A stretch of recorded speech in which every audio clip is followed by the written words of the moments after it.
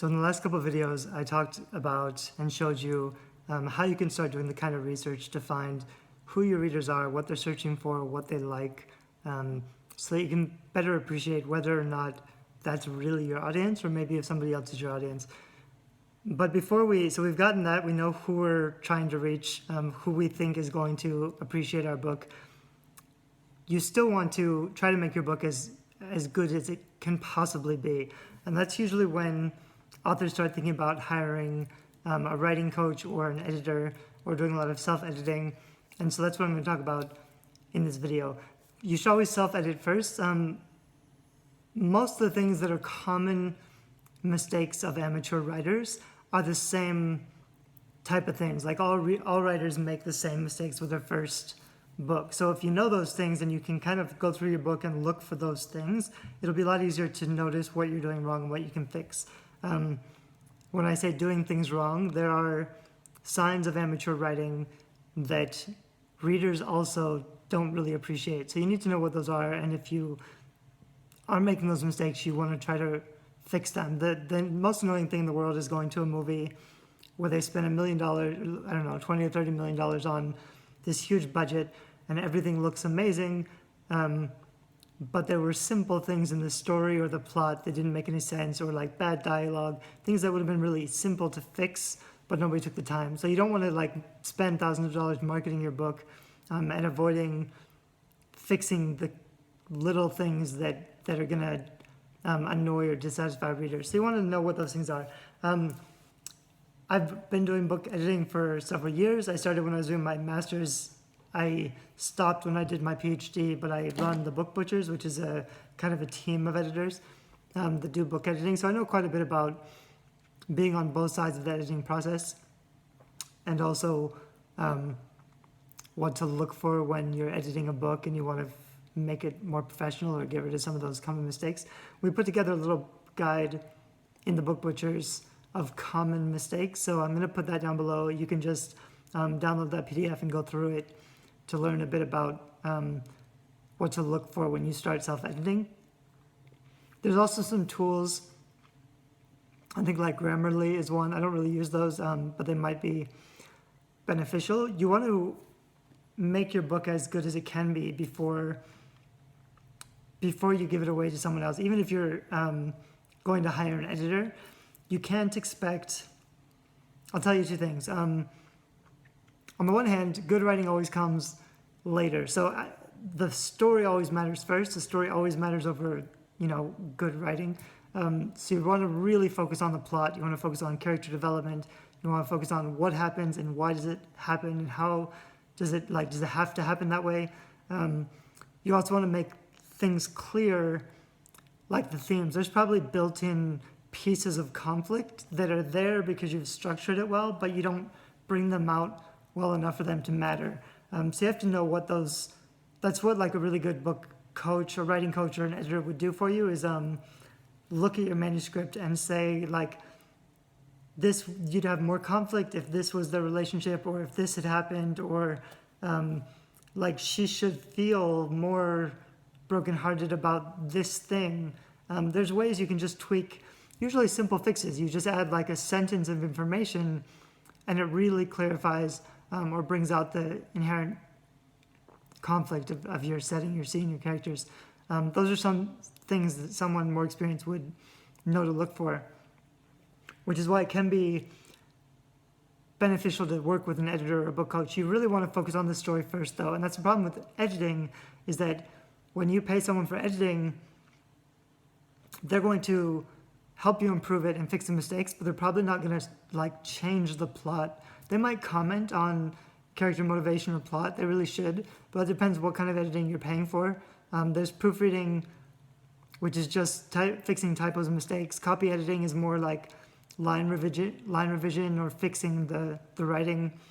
But really, they should be doing a manuscript review like before you do any editing, because the main problems are always going to be story issues, and you have to fix those and rewrite before you start cleaning up the writing. So what a lot of authors will do is they'll start, like you'll go through and you'll revise and you'll fix and you'll clean and you'll edit until a chapter or scene is really polished, but maybe that scene doesn't matter. It doesn't fit in the story. It doesn't belong there.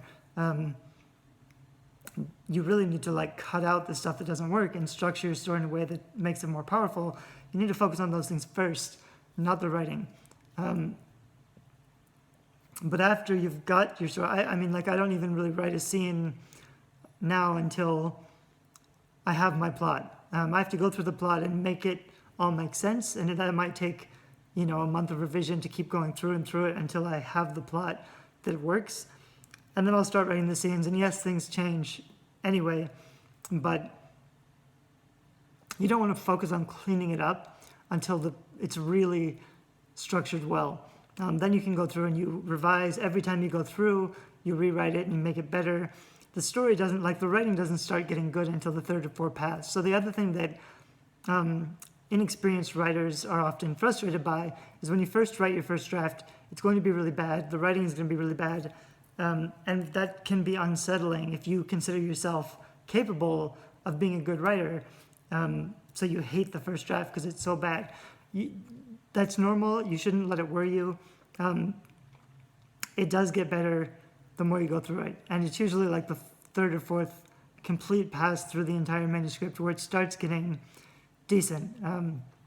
But like I said, you want to focus on the story first. So then if you go find an editor and they tear it apart and make you rewrite everything, that's it's really worth paying for an editor, especially for your first book, because you'll probably need expert outside feedback to learn the things that you need to do to write a more compelling story. What I don't like to do is say you shouldn't publish unless you can afford an editor. And a lot of people say that. They say you shouldn't be allowed to publish unless your book is professionally edited. But that means nobody can publish unless they have $2,000 or $3,000 in disposable income, which I think is unfair and ridiculous. So there are ways to get around editing. You can get a lot of beta readers. You can get your friends and family to read it. You should keep in mind they're not your target audience. They're probably, and also that they're not going to be that. They're either going to be brutally honest unfairly to you and talk about things that don't really matter, or they're going to be unfairly kind and not flag the things that matter and say it's wonderful, it's great. Both can be dangerous. So it's really advantageous to get it out to real readers for feedback, but then real readers aren't really professional editors either, which is a good thing in some ways. I don't edit my books anymore. I self-edit as much as I can. I put out beta copies to my reviewers, and they'll mostly clean up typos. My books could be much better, but they're good enough that they satisfy readers who leave good reviews, which I know means that I could be earning money. I could make a living as a writer already without paying for editing. So that's why I think the argument that you have to pay for editing isn't necessarily true. It can, of course, be worthwhile if you want to invest in a career as a writer and you have the money to do that. But so I have the PDF down below that talks more about the common mistakes that you want to look out for.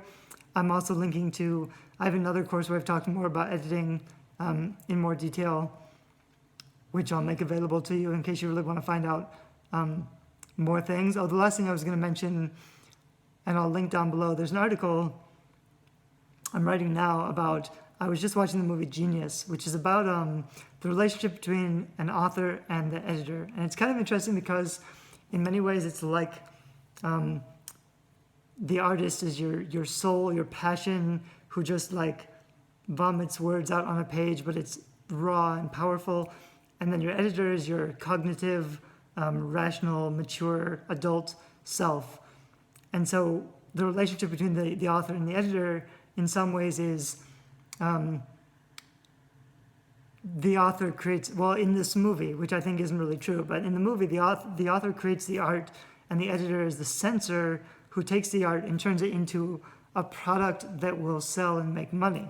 And those are two different roles, and the editor's job is very deliberate and very structured, and they know what kind of thing, like their only job is to take good books and to put them out in the public in a way that they will be enjoyed. And without editors, you may write books that just never satisfy readers because they don't know the same kind of limitations or structures or rules.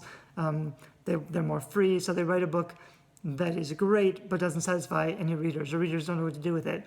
It's a very interesting topic and discussion, because if you're a self-published author, you're going to be your own writer and your own editor. You can't just give away responsibility to the editing for someone else and pay them and expect them to make your book into a saleable product, because that's not really how editing works anymore in the publishing industry. That worked, 100 years ago, when the editor found the project that they could turn into a best-selling book, and then spent a couple of years working on it with the author, so that because they would earn money that way. They would help the author develop their book because they believed in it, and then they would earn lots of money for several years, so they could invest time.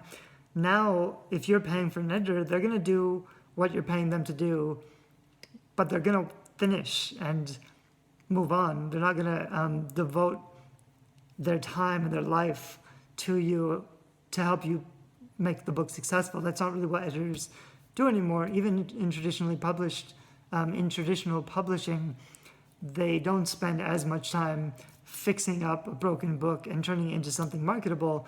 They're looking for something that's basically done. They'll want to clean it up and edit it a bit, but it's a different kind of editing. It's not reconstruction or fixing. It's really just polishing. So you need to get your book, especially the story, to the place it needs to be before you get outside help. And really, you need to learn about story structure and plotting. This is the same also in fiction, in nonfiction. Although again, if you have someone who's very smart about your genre, about book marketing, about business, and nonfiction books, they'll be able to help you structure your nonfiction book in a way that's going to make it more successful, and that is worth paying for. So that's when you talk about like a writing coach. I don't really like the idea of writing coaches, because some people put together packages. So I know people who pay like $5,000 to a writing coach. The writing coach helps them produce and publish the book, but the writing coach is actually outsourcing all of this stuff like book design to other people so they can earn more money. So if you're paying for a writing coach, or to a small publisher, a small press, if you're paying like a big lump sum of money, they're probably skimping on the details like cover design or marketing. So they may, because they're a business, they want to make money from helping you publish your book. The problem with that is that the book cover design is so important. You don't want somebody who's not necessarily an expert about book cover design helping you to do those things when they're not really committed to helping you sell the book. Because even a writing coach, they're going to help you do the things that they promised they would help you do, but they're not going to be invested in making the book a bestseller. They're going to help you to produce the book and publish the book. And really, there's nobody who's going to be invested in making the book a bestseller. So you just need to watch out when you're paying for services. People don't have a responsibility. Of course, they want you to succeed, but they don't have a responsibility to making your book a bestseller. And because you're paying them, it puts you in this weird relationship where you're the boss and they're the service provider, and they're going to do whatever makes you happy. And you probably don't know what's best. So if you get all the stuff that you want and you're really happy and satisfied, you may still have a broken book that's poorly designed that doesn't sell at all. And at that point, nobody's going to help you, because you've paid people who will allow you to do things the way that you want, and that's a problem. So it can be worthwhile to hire a publicist or a writing coach or someone who's very knowledgeable, as long as you listen to their advice and do what they tell you. Probably. Although, in my experience, a lot of the people who run self-publishing or small presses, or they're a publicist or they're a writing coach, often they don't know how to make a book successful. They don't know how to design books. They're doing old school publishing stuff like press releases, or trying to get into bookstores, or things that actually don't work that well. So you also need to just consider, just because you're hiring someone to help you to do everything doesn't mean you're going to get the kind of help you need or that you're getting your money's worth. I don't think, because most books don't make money. Most books don't earn back the investment. So you need to just be aware of who you're hiring, even though it can be so beneficial to have help that you're paying for who can help you to do all the right things. Just because you're paying someone doesn't mean they have the right kind of knowledge to help you to sell your book and to make it successful. I'm going to end this video here, and we'll talk a little bit more about realistic expectations and goals in the next video.